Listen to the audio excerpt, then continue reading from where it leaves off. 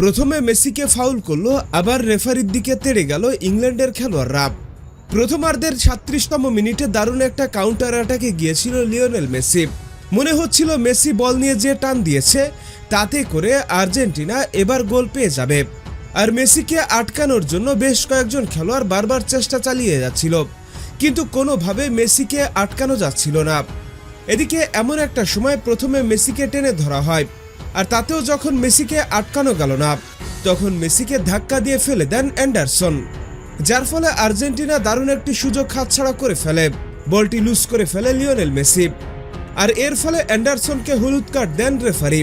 তবে এর পরপরই রেফারির দিকে তেড়ে যান ইংল্যান্ডের খেলোয়াড়রা, যা আসলে দৃষ্টিকটু ছিল, কারণ তারাই তো ফাউল করেছে আর হলুদ কার্ড তো পাওয়ার কথাই ছিল। কিন্তু রেফারির দিকে তেড়ে যাওয়া একেবারেই ঠিক হয়নি। এদিকে প্রথমার্ধের পর রেফারিকে লিওনেল মেসি আবারও অভিযোগ করে বললেন, ইংল্যান্ডের খেলোয়াড়রা কিন্তু অতিরিক্ত ফাউল করছে, এই বিষয়গুলো যেন খেয়াল রাখা হয়।